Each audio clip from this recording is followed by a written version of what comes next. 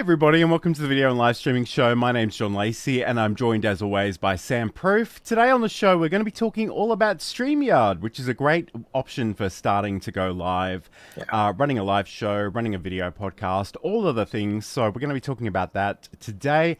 If you've got questions, let us know in the chat, but also, because I'm forever trying to make this thing happen, let us know if you're watching live or if you're watching the replay later on with these hashtags, hashtag Team Live and hashtag Team Replay.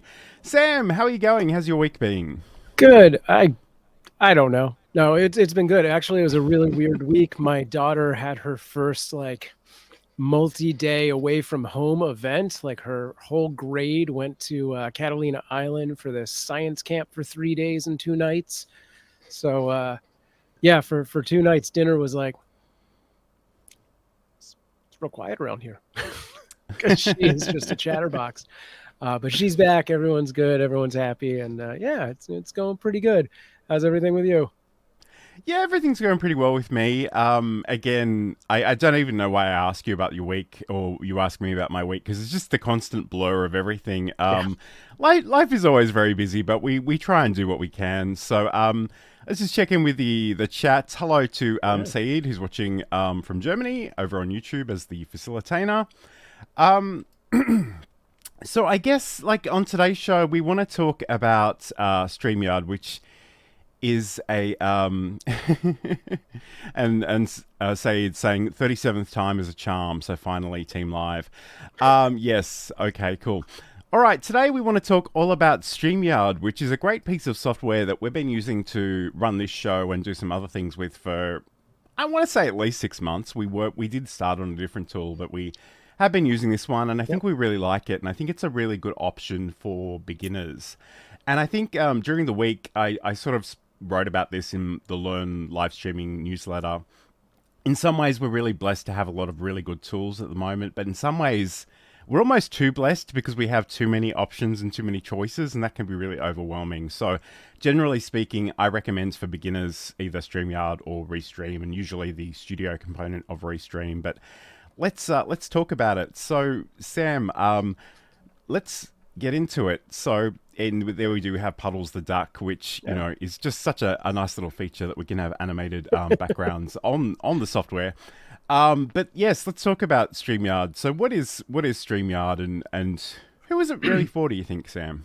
Yeah, so StreamYard is a browser-based software that lets you broadcast and it lets you multicast. And I think really their sort of core mission was, easeability, like simplifying the streaming process and production quality. I think those are 2 of their tenets. I think they have a 3rd tenet, but I don't recall it offhand. I'm not a salesman for them, and we should put that out there. This is just all our opinion.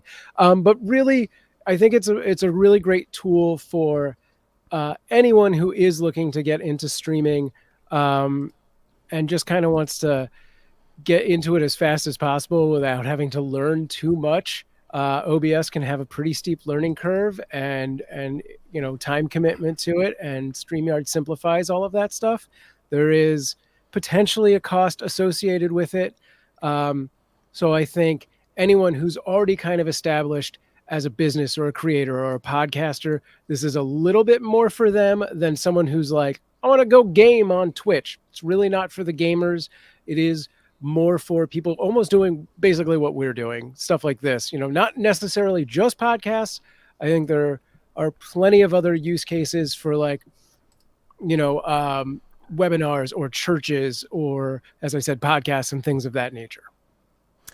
Absolutely. And I think in some ways, you and I, we're famously really nerdy control freaks. So we love the OBS stuff, but we know the OBS stuff is not for everybody.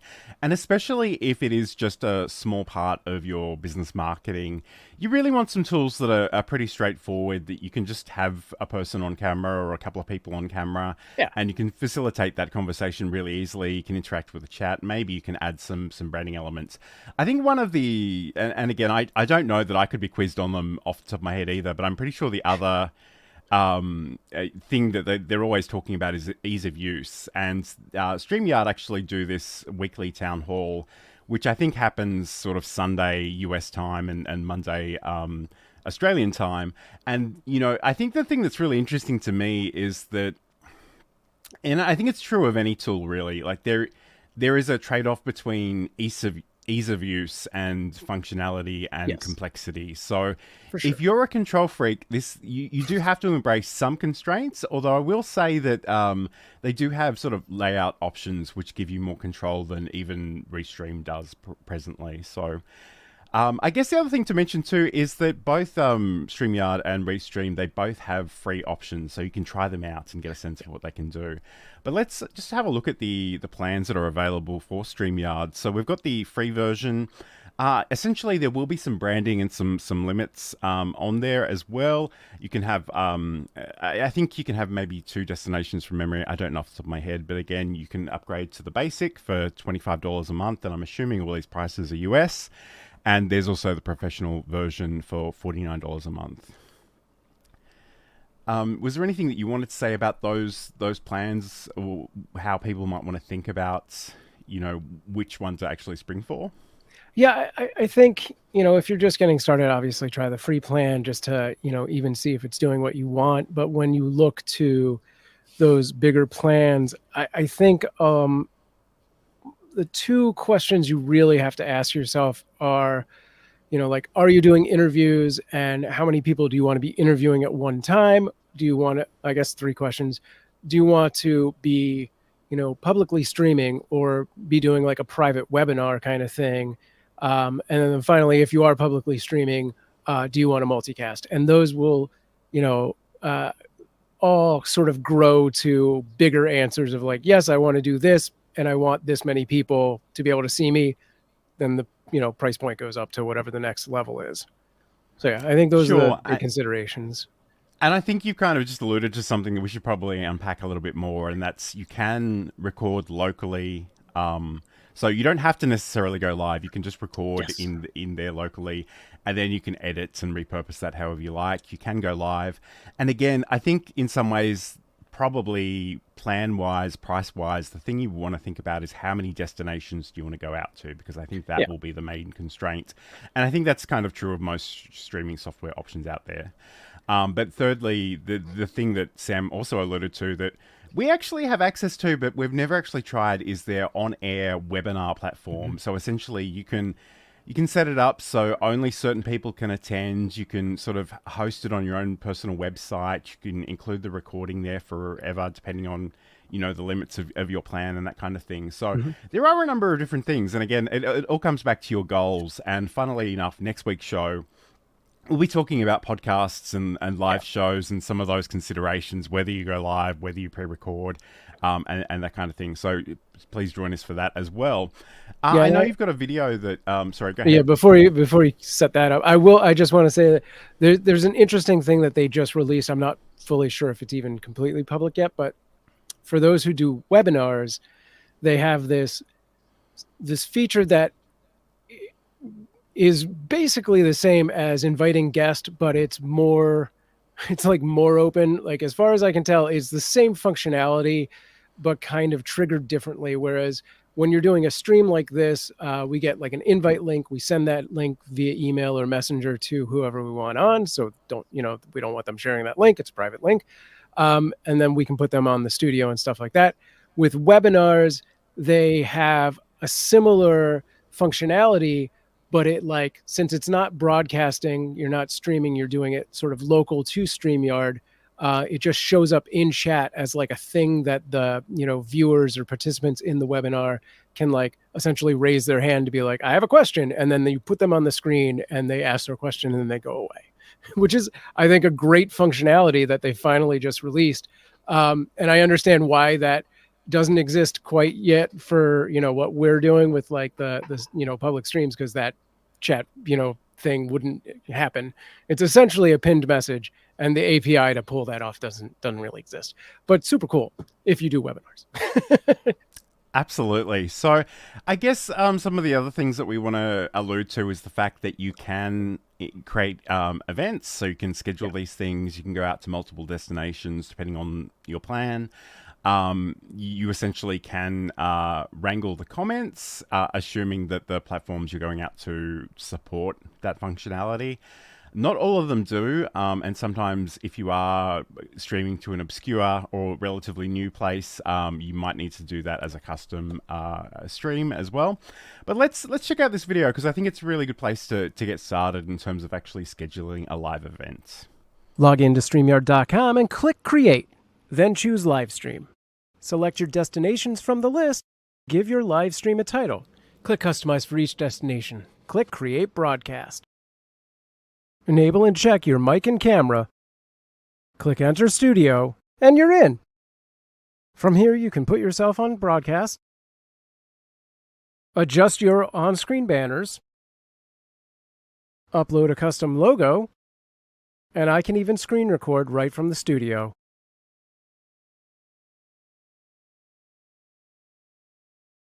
Once I'm ready to stream, all I have to do is click Go Live at the top of the screen, and just like that, I've got a studio quality production with an easy-to-use interface that'll help me connect with my audience on multiple platforms. Those are just the basics to get you started, but let's dive a little deeper and take a look at some of the other features StreamYard has to offer. For starters, we're going to invite a guest into our stream. So at the bottom, you'll see this little invite chiclet. Grab your code, copy your link, and this does give you the option, if you're on the Pro or other plans that you've paid for, to allow your guests to add their streaming destinations as well if you toggle that on. So we've copied our link. I'm going to do this through an incognito window so you can see what they see. So it loads the StreamYard studio. They're given the prompt for mic and camera access, so they will have to allow into that. And we are going to switch over to this, which looks like a person, but this is stock footage. Thank you to Pexels.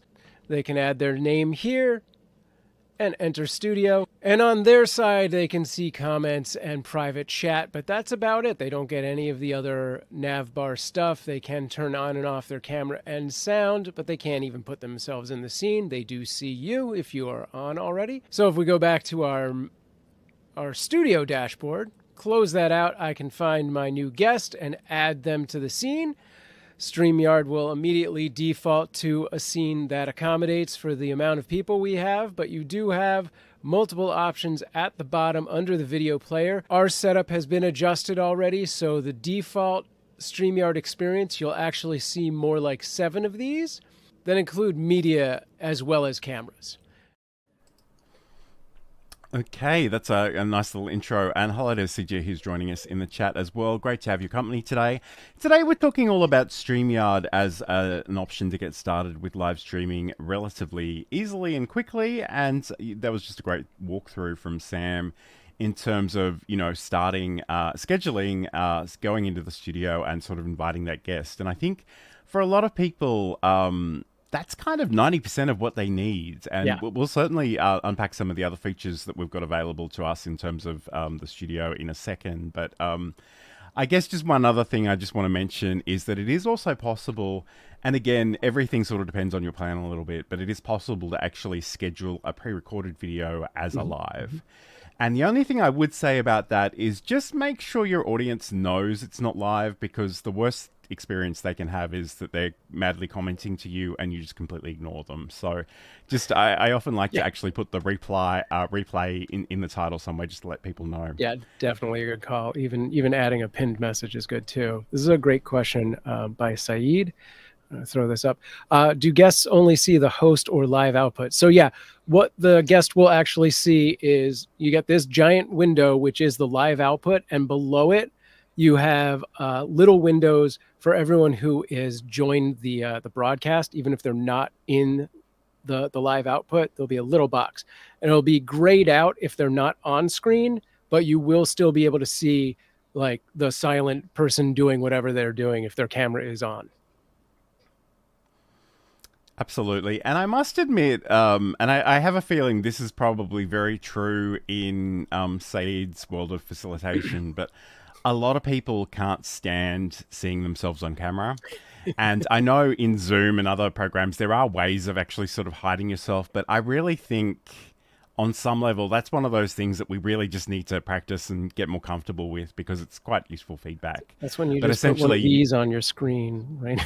yeah. Just right on top of, smaller than a I mean, post-it note. You can hide it. you could probably turn everything off, or obscure something on your screen. But yes, essentially, like they will see the show as it's happening, and I think that's quite Yeah. useful too because, you know, if you bring them in for a particular segment, they'll have a sense of what's happened before them, and they might even, you know, throw back to something you mentioned earlier, or mention something that was a chat comment that was featured. So we're going to come back and talk about more aspects of the studio itself in just a second, but this is the video and live streaming show. We are constantly training our cats every interaction that we have with them. So when Johan would get on my counter before, you know, this is 10 years ago, before I was the cat expert that I am now, Johan would jump on the counter. What was the first thing I did? I'd say his name, Johan. He loves that. That's a reward for him. He said, you just said my name. I would go over to him and I'd talk to him and be like, you can't be on the counter. Johan loves when I talk to him. Ding, that's another reward for Johan. I'd pick him up and put him on the ground, but I didn't want him to think I was mad at him. So when I'd pick him up very nicely and kiss him on the head and say, I love you, but you can't be here. I'd put him on the ground. I had just done 3 things that rewarded him for being on the counter. So I was encouraging him to continue doing that. And that's a segment from Sam's podcast, Just Kidding Around, which you can learn more about over at cuteavalanche.com. And this is the video and live streaming show. Today we're talking all about using StreamYard and sort of getting started with that as a streaming option, which can be quite useful as well. Okay, cool. Let's get back into it. So once you've scheduled your event, whether you're going to do that live or whether it's a recorded situation, you'll actually have a button to click which just says Enter Studio. And the studio is where the magic happens. So within the studio, there are a lot of different options, and some of these things are hidden away in different places, and we'll try to unpack some of that today. But if you do have specific questions, let us know in the chat. But certainly we have the ability to interact with the comments and to feature those on screen. We've got the ability to add banners. So, you know, this cuteavalanche.com, for example, that we had a moment ago, that's just some text in a tab within the studio. We also have in fact, I'll come back to the brand tab in a second, but we have the private chat, which is a really good way of Sam and I communicating with each other during the show, and especially when those promos are playing. And I've got a question I'm totally going to ask him about in the chat in a second. And potentially you also have the recording tab. So you do need to actually turn that on. And if you want to record, and essentially the show itself will be recorded no matter what you do, whether you're recording locally or going live. But if you want to also get sort of individual recordings, you do need to go into the settings and actually turn those on. Yep. So they have local recordings, and those are the things that are happening on your individual computer of your individual webcam. And then they also have cloud recordings as sort of a backup as well. So it's a really good idea to turn those on, and we'll talk about that more probably in our repurposing segment. But it's just really useful to have a backup, and in fact many backups, as we sort of established a few weeks ago, but let's not revisit that trauma. But I feel like I've been talking for a long time, Sam. So if there's anything you wanted to add before we get stuck into the brand tab. Yeah, I was going to say, kind of to piggyback on Saeed's question about what guests see. They also do see like all the chat comments coming in, and the private chat that John just mentioned. They can also full screen the live broadcast if they really don't want to see any of that other stuff. So that is an option that they have as well. And it's one of those things that I would love, and I was thinking about this during the week. I would love to, because I've got my teleprompter and my other screens, like I would love to full screen our conversation just on the teleprompter and have the chat and other things on a different screen. But it's not really possible to do that without sort of being signed in a number of different times. And I'm not really sure how that would go. But but let's talk about the brand tab then. So essentially, the brands you have, and someone on StreamYard confirmed this for me a couple of weeks ago, but essentially you have the ability to add 10 brands to a single account. Cool. And you can set up different brands for different shows or different topics. And we're sort of experimenting with that a little bit this week in the sense that I've set up a new brand for all our StreamYard related content. But we have the ability to specify a brand color, and that's, again, where, you know, in this case, we're using black, and you can sort of see that when I bring out a banner or I feature a comment. So you can see that the black features heavily there. But we also have the ability to pick a different theme. We've got sort of, and these again are really about how the comments and the banners are displayed.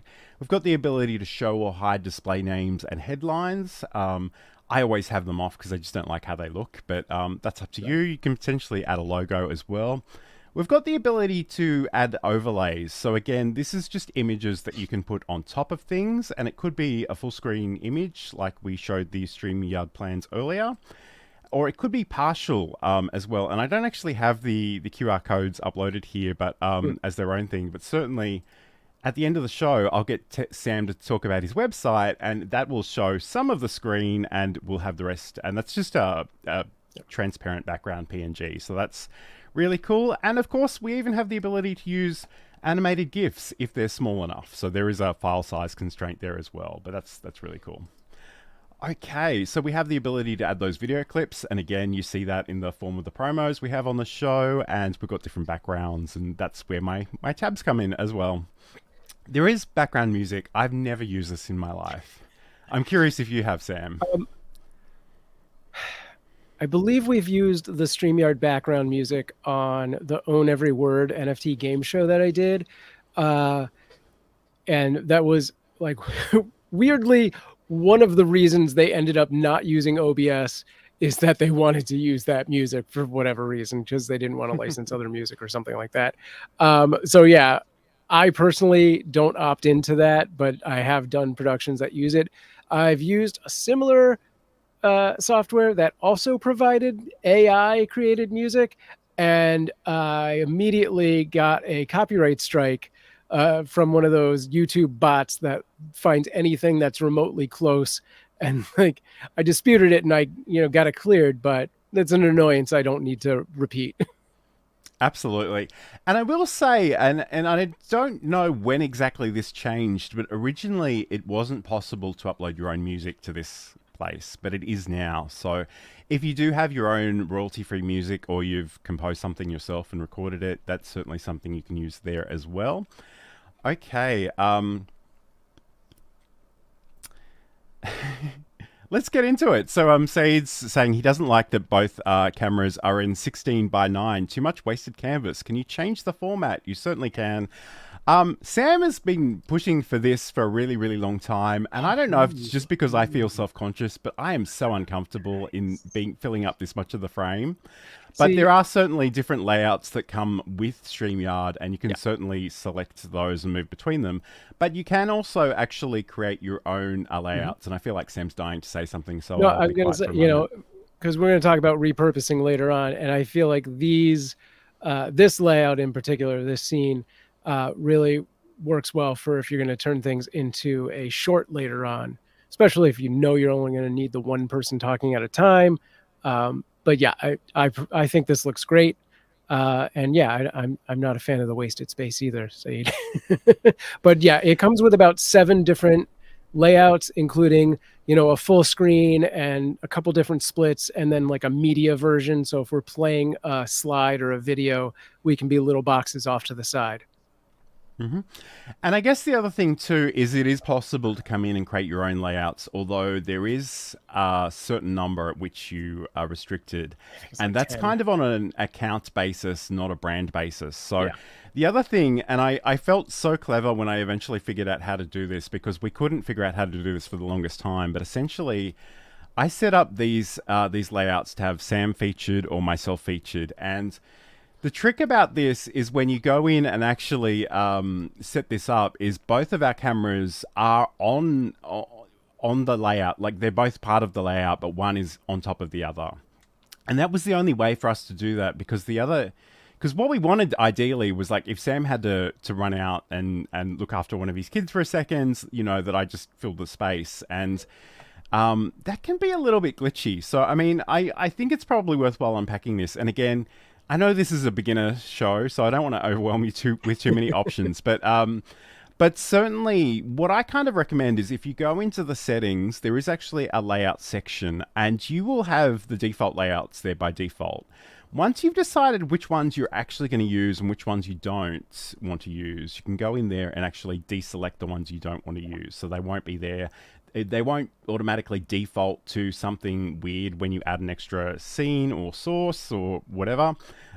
So that's a great question. This is another great question, and I literally answered this one on the StreamYard.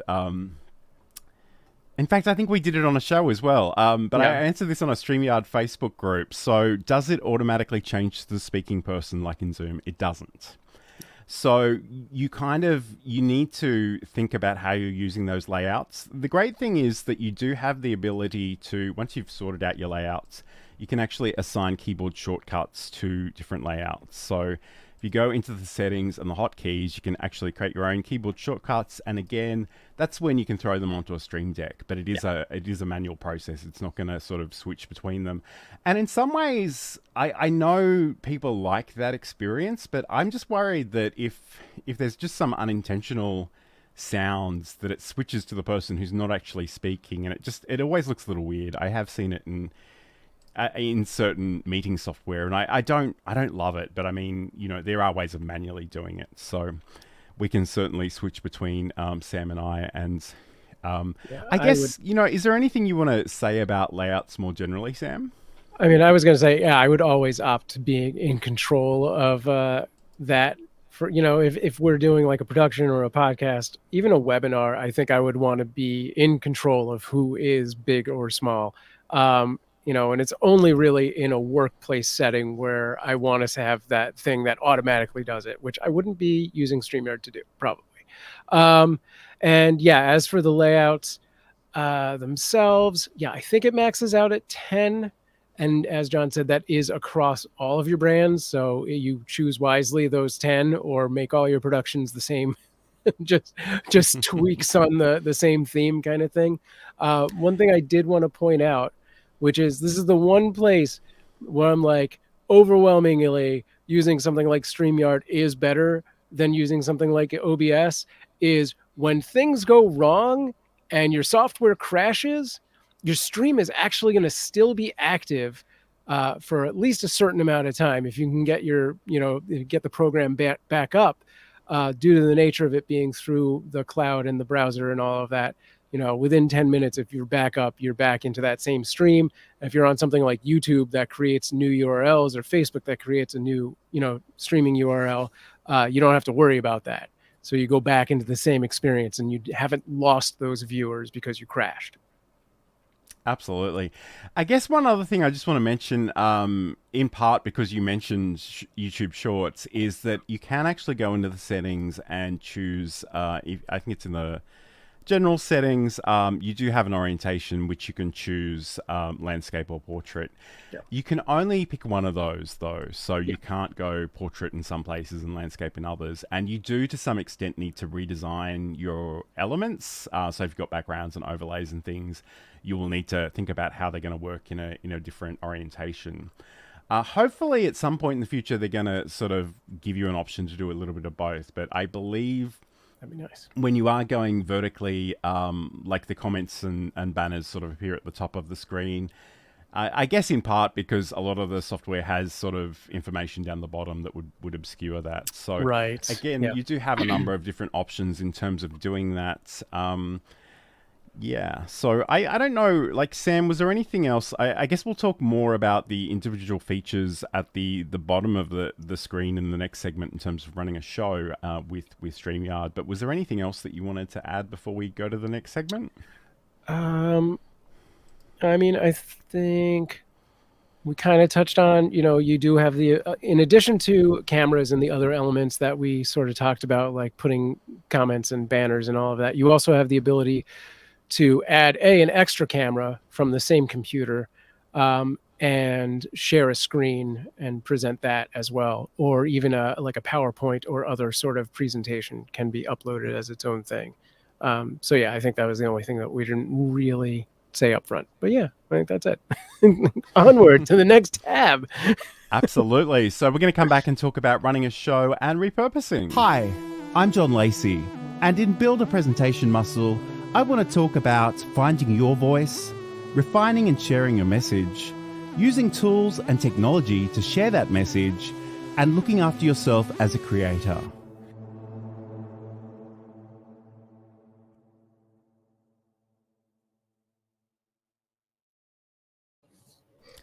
And that's a promo for Build a Presentation Muscle, which is my podcast, which you can learn more about over at johnlacey.com or check out on the Learn Livestreaming YouTube channel.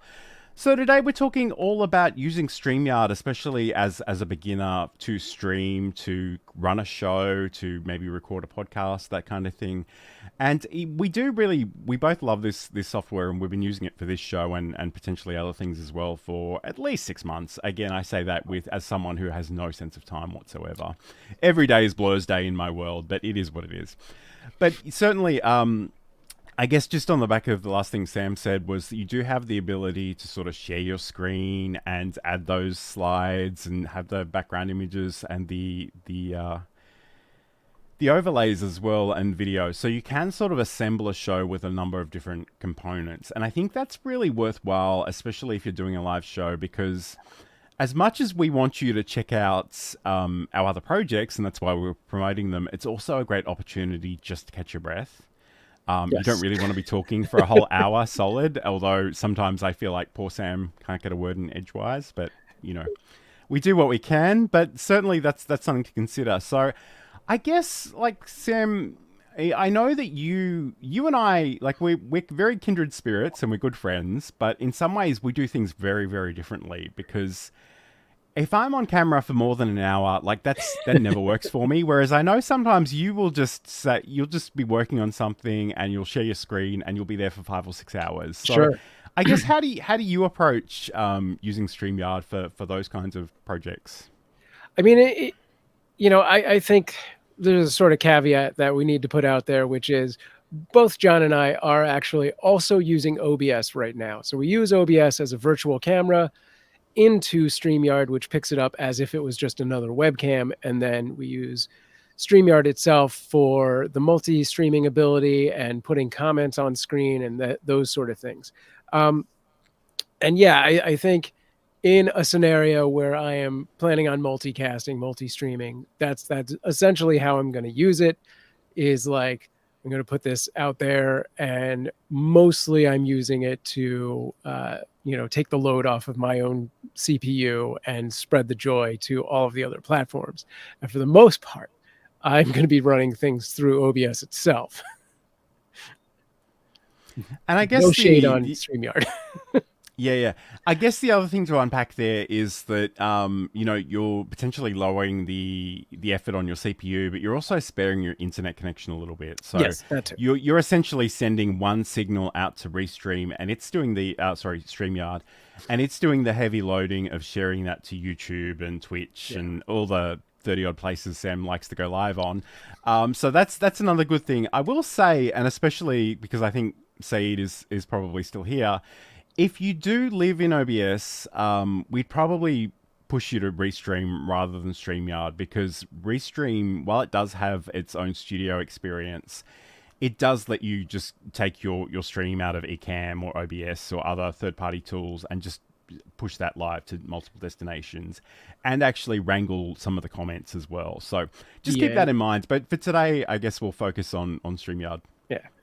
Yeah, I was going to say, with Restream, you can RTMP in from OBS to Restream and never touch the studio, never even be logged into it, and it just does its thing in the background. Whereas with StreamYard, it is very much, you have to have the browser window open and you are actively streaming through that browser application. Absolutely. So I guess and I'm sure we've given you some insight into this in previous shows, but let's talk about running this show, because I think it's a good example. So, the thing that, and we talk about OBS requiring a lot of preparation, but that's not to say that StreamYard doesn't require that as well. So especially this week, I've started with that new brand account. So I've had to go and find all my my resources and sort of re-upload them to this new place. But, that includes things like the video thumbnail that we sort of show at the beginning and the end of the screen. We've got things like an end card graphic for YouTube, which leaves some space for some related videos and the option to subscribe. you know, the like and subscribe, all these things that we sort of use, we've got to make sure they're actually available and uploaded. So it's worthwhile thinking about those ahead of time. And that's true of video clips, and that's true of backgrounds, and potentially even background music if you want to upload your own. So it's worthwhile having that in mind. And I think I kind of want to talk about a show run document, but in full transparency, we don't even have one this week. So it depends on how experienced and comfortable you are about just getting on camera and winging it. I don't really recommend that to most people, and usually not even to myself. It's just been a crazy week and I just didn't have the energy to put it together. Sure. But I think it is worthwhile to sort of think about the kinds of things that you want to cover and, you know, how you're going to present those. So are you going to talk about something and then, you know, in the way that we spoke about the plans and show those on screen? Because again, you'll have to take that screenshot and upload it. Do you have a little bit of a video? You know, we showed Sam's walkthrough of StreamYard earlier. So making sure that you've got different things. Again, this background image with the tabs, I just find it really useful in terms of breaking our show up into different segments. Because it helps me focus on the things that I think we need to be talking about in this particular segment, for example. Yeah. So again, it's your show. You can run it however you like. But I think those are some things that you might want to consider. Yeah, I think the beauty of the tabs is that I tend to, because, you know, John will talk, and then I finally get my chance, and I'm like, I got to say like 20 different things. And I'm like, wait, that's coming up later. I'm going to not say that one thing, but I'll say these other 20. Yes. And like in a perfect world, like we would get together and plan this stuff out more, but we live in a very busy world, and it's very difficult to actually do. So, okay. So this is a great question. I don't really know off the top of my head, but Sayed asks, is the 1080p actually only available in the more pricey plans? I guess I'll put up that image again and we can have a look. Yeah, I believe it starts in the professional, which is the one that's most popular, the one on the right. Yeah, it says full HD there. So full HD, yeah, okay. And I think that's an older screenshot, because when I'm looking at it right now, it's $39 a month. But anyway. Well, I mean, it might be that I'm in a different part of the world as well, because I did take that literally this morning, but I was in an incognito window. So, I mean, anything's possible. But yeah. Okay. So that is interesting. And I must admit, that is a consideration. I guess when we started doing this show, we were in Restream, and their cheapest plan actually goes out to more destinations than StreamYard does, or at least it did back then. I'm not sure, it might be a little bit different. So, yeah, I mean, you do necessarily need to think about all these things. And some destinations, I think, don't even support 1080. So again, that's a consideration as well. I'm pretty sure Garen Belaney told us that, you know, he was so delighted to see our show on YouTube because on LinkedIn, the other platform that I don't want to mention, but it's only 720. So again, if that's important to you, that might be something you need to consider. And Saeed, being the smart cookie he is, yes, it's the difference between paying monthly and paying yearly. So that makes total sense. Hello to Kid Blood 1 as well. Thanks for joining us over on YouTube. Great to have your company today. So I guess, you know, you've got those things. You've got the banners that you might want to think about setting up too. I always forget this is a thing, but we do also have these tickers across the bottom of the screen, and I never use this, but I'm going to try it today just for the hell of it. So if I can click on this one, you can see that we've got this sort of flashing along the screen, and you can just sort of toggle that on and off, and you can have different things there. So if that's relevant, like maybe if you have a very specific call to action, that might be a good way of reminding people that it's there. I generally like to keep my interfaces pretty straightforward and minimalist, but it's certainly an option. Yeah, I would say, since we were just talking about the plans, one of the sort of cool things about, you know, having a StreamYard is that it, like John said, does allow you to schedule pre-recorded streams, so you can be live and at the same time playing, you know, another, you know, like a pre-recorded to another stream. You could even have several of those going, depending on if you're going to different platforms or if you're going to something like YouTube that allows you to do multiple streams at the same time. So there is that capacity behind it as well. I don't know what that maxes out at. I don't even see that on these price points. But I've definitely done 3. So which seems like enough. Yes, I think it is probably enough. And again, like that's kind of a bigger conversation. I think, like Sure. how much do you want to split your audience amongst different places and have competing things for them to watch at the same time? Sure. I think Well, for although I guess they could watch it sort of later anyway. But yeah, sure, there's that too. I think for someone who's more focused on just like growing a platform that actually lets them do multiple streams at the same time, like a YouTube or a Facebook, that could actually be a strategy they implement into trying to get that watch time for the 4,000 watch time hours. But that is a different show. yeah. And it's interesting because I make sort of videos on demand for Learn OBS Studio stuff. And I upload them and I optimize the title and I add all the stuff to the description and the different segments. But one day I just combined 3 or 4 of them into a pretend live stream. And for reasons I don't even understand, that gets so many more views than any of them individually. And I don't know if it's just that people are looking for longer content or what that is, but certainly there are options to do that. And I think we'll talk about that more in the next segment when we get to repurposing. But certainly that's an option as well. I guess, like I'm just looking at the settings, see if there's anything we've actually forgotten. But I think, those pretty much are the basics. Again, the thing we say quite often is learn those keyboard shortcuts. The great thing about StreamYard is that you can actually set them, so you can change them. If you don't like what they're defaulted to, you can change them. You can create a Stream Deck button for them as well, but you do need to make sure that browser window has focus when you hit those buttons on your Stream Deck.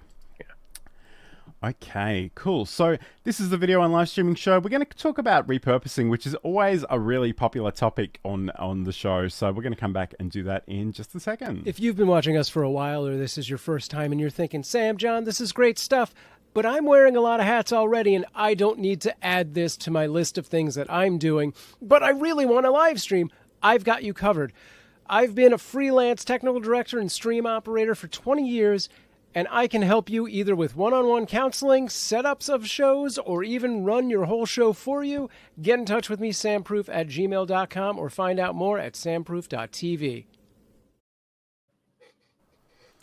And you can certainly reach out to Sam if you do need some live production assistance on that front as well. Okay, this is the video on live streaming show. Today we're talking all about using StreamYard as a way of creating video, of live streaming, and right now we're going to sort of turn our attention to repurposing. So the great thing about StreamYard is that you do, and again, some of this will depend on your plan, so just check that before you commit to anything, but you do have the ability to record a number of different things. And certainly, when we do this show, we actually, because we're kind of paranoid and we've had bad experiences with things in the past, we often record to places even outside of the streaming software itself. But we do have the ability to, obviously, the show as a whole is being recorded, but you also have the ability to grab those individual recordings, and they're actually local recordings. So they're not really at the mercy of your internet connection. So as long as, your computer doesn't lose power, eventually there will be a recording of that that's relatively stable. Sam, what do you think we should know about these recording options and how we might think about reusing them? Yeah, so StreamYard itself, in addition to just letting you download the show recording and the ISO recordings, the individual local recordings, will also give you transcripts in both, VTT and TXT. And they also will give you project files for Adobe Premiere and DaVinci Resolve. I don't think there's another one, is there? That's it. I think there is a third one. I think it's an Apple product, but I can't remember what it is off the top of my head. But keep talking and I'll see whatever if I can it is. Whatever it is, nobody uses it, which is great. It's a great start. So when you're actually streaming, it's really good to keep this in mind. You can create a marker, and that marker should show up in those editor files. I believe you just have to hit the M key while you're going, and we'll see after the show, because I did it right at the end of that promo. I never remember to do the marker, because for the most part, John and I just use the files themselves and not the project files, just the recordings. But those are, that's a really great handy thing to have if you can be present and remember to hit a marker while you're going. I think that would be something you want to hit a Stream Deck key so you're not fuddling around trying to find the M on your bigger keyboard. If you have a more narrow, just like visual cue on your Stream Deck, that's going to make that easier. And that will definitely help you isolate the moments you want to turn into clips or, bookend big segments, like in a show like this. But doing what we do, where we have these sort of very visual tabs, it makes it much easier to scan through, and I'll hit my mic now, to scan through and find those blocks and be like, this is when we're talking about this thing. So great. It's a nice visual cue that we have that we can go with.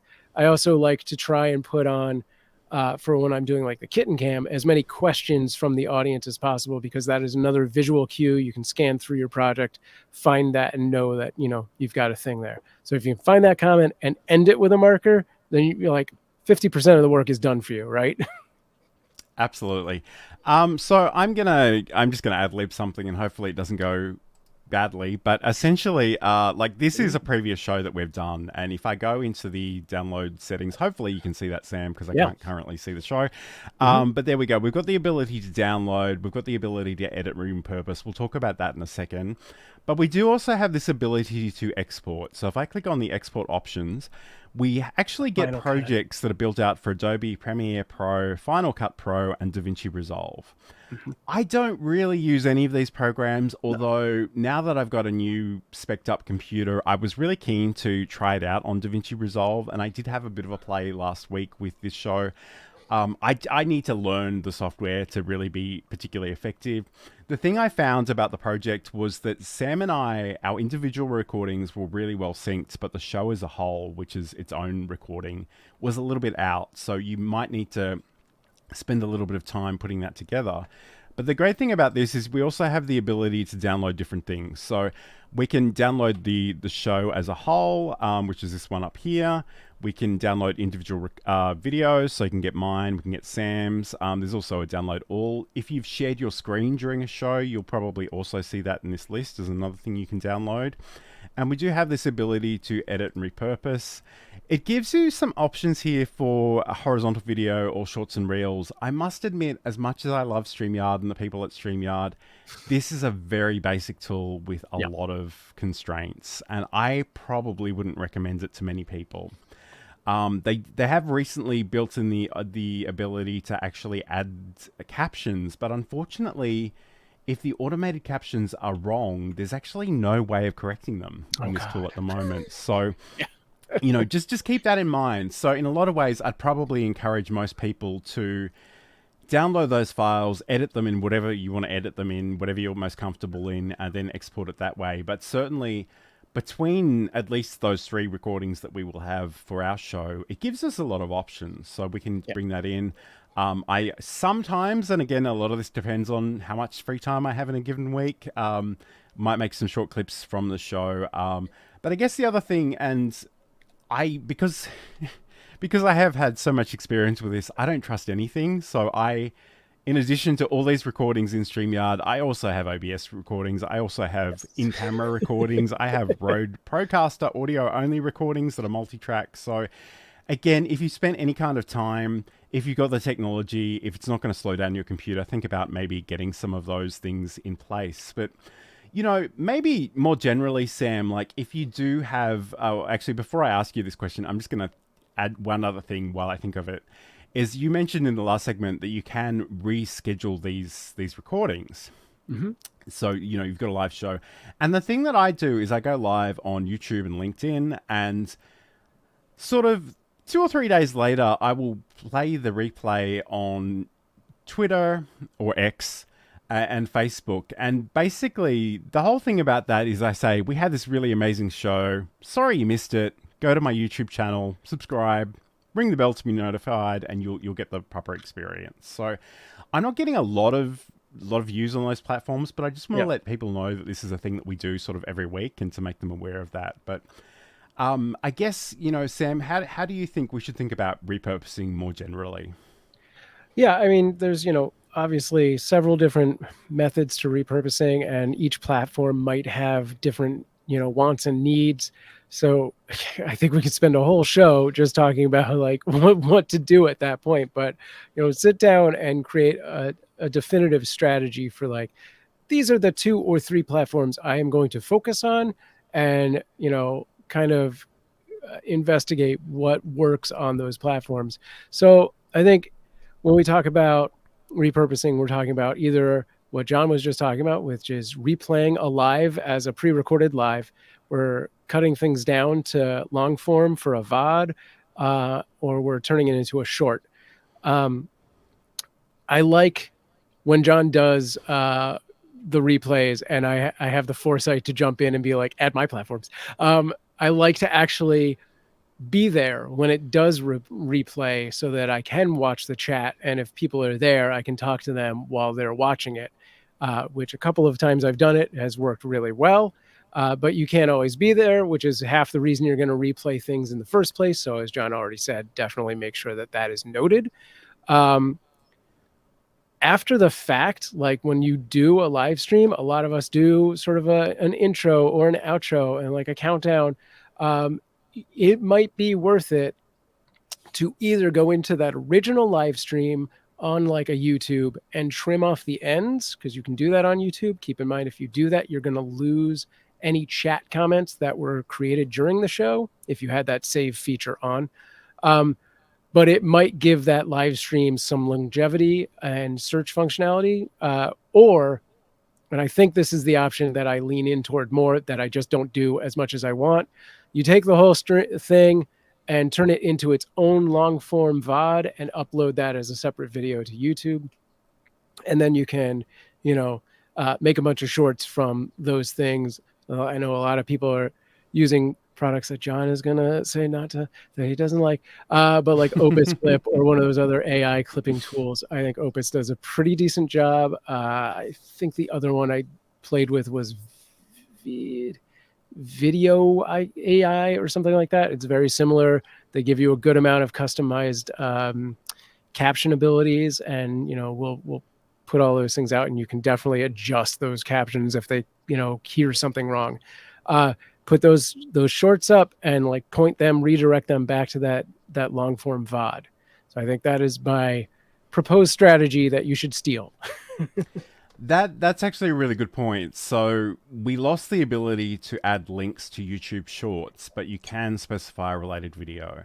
Yeah. And that I don't know that I get a lot of, like, I don't get found via YouTube Shorts very often. I know occasionally something will get a lot of views, but it is nice that you can sort of take a segment from the show and then have the related video as the entire conversation if people do want to go deeper.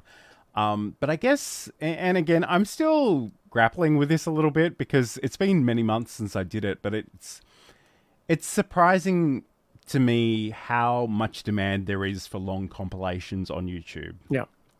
And sometimes you can't, I mean, in some ways, Sam is probably the exception because he does sometimes just go live for 5 or 6 hours at a time. But most of us wouldn't do that. But it might be an opportunity to sort of bring a few different things together. And that gives other people different entry points to your content, potentially different things to search for to find it. And I mean, I've received comments on that compilation video as recently as this week, and I'm sure... Nice. It was sometime last year that I put it up there. And the only reason I did it actually was because Restream had just brought in a functionality to upload a bunch of videos and play them as a playlist. So, I mean, there are all kinds of things you can potentially do. Unfortunately, we're all constrained by time and energy and potentially money as well. So be pragmatic about the things you choose to do and not be distracted by the FOMO. It's funny, Saeed says there is nothing wrong with creating FOMO, and I don't mind creating it in others, but I get really annoyed when marketers do it to me. So that's a bit of a line you have to walk. So just keep that in mind. But I mean, there are all kinds of things you do. And again, I have to acknowledge I'm a control freak. So what I kind of do when I have the time to do it is I will create a new project in Camtasia. I'll bring a vertical version of my participation in this into it, and I will have Sam's horizontal at the top. And then I will just go in and I'll select moments from it. I'll export those. I'll do the captioning and then I'll upload them. So in some ways, that's a process I know really, really well because I've done it a bunch of times, but it is a little time consuming. And we don't need to get into my AI therapy stuff, but I don't love those tools. And in some ways, I kind of think sometimes I should just hire a real person who's a video editor to maybe assist me with that. But you've got to weigh all these things up. But essentially, like, the great thing about those recordings is download them, because no matter what your plan is, you'll have a limit. And unfortunately, if you go beyond that limit, there's a really good chance that StreamYard's going to delete the older ones. And if you haven't downloaded them, you will lose them forever. As individual recordings, at least, you can probably go back and grab it on YouTube or wherever you went live. Right. That's a backup. But certainly, like, I kind of recommend that as part of, if you have a go live checklist, have some after ones. So even if you don't get around to using them, it is very comforting to know that they're there if you wanted to go back to them. Yeah. Okay, so I feel like we've mentioned a lot of different things today. But that said, if you do have questions about this, or literally any sort of video or live streaming stuff or content creation more generally, let us know in the chat what you'd like to hear about in the future. On next week's show, we will be talking about podcasting, and it's such a loaded term these days that nobody can agree on. It's really funny. I was talking to some relatives recently, and I'm like, I've got this live video show, and they go, you mean like a podcast? And I'm like, sure, yeah, why not?